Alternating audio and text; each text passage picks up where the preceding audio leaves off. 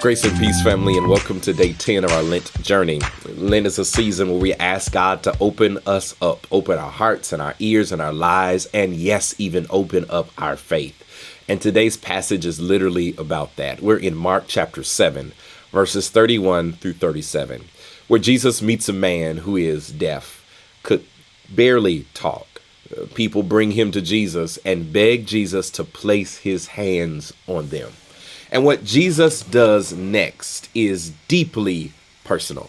Let me read it to you. Verses 32 through 35. There some people brought to him a man who was deaf and could hardly talk, and they begged Jesus to place his hand on him. After he took him aside, away from the crowd, Jesus put his fingers into the man's ears. Then he spit and touched the man's tongue. He looked up to heaven and with a deep sigh said to him, Ephphatha, which means be opened. At this, the man's ears were open, his tongue was loosened, and he began to speak plainly. Friends, what stands out of this text is how intentional Jesus is. He doesn't rush the man. He doesn't treat him like a moment so he can impress the crowd. He takes him aside, touches the exact places that need healing, and then speaks one word that changes everything.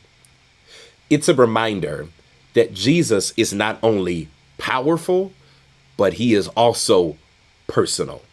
He doesn't just address symptoms. He speaks to the stuck places, the places that have been closed and muted and bound for such a long time. Let me give you 3 truths for you to carry today based upon this text. Number 1 is healing often begins when you let Jesus take you aside. The text says that Jesus took him away from the crowd, that sometimes you cannot heal in noise. You can cope in noise, you can perform in noise, but real healing often starts when you get still enough to be honest with God.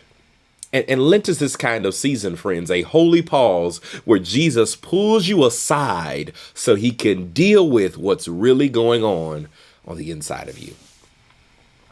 Number 2, we learn from this text that Jesus is personal and specific, especially with the places that feel impossible. Jesus touches the exact areas of struggle, ears and tongue. Now, there's a word for you in here that Jesus, he ain't vague.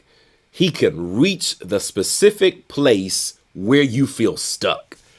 Not just bless my life, but heal this wound. Not just fix my situation, but open what's been shut in me. Lord, I invite you into the specific places of my life. Number 3, we learn from this text that one word from Jesus can open what's been closed for years. He says, Ephphatha, which means be opened. And everything changes from that moment. That's not just physical, it's spiritual. That God can open your understanding when confusion has been heavy. That God can open our courage when fear has been loud. That God can open our hearts when disappointment has made you guarded. God can open doors that have felt sealed for a long time. So here's the move today.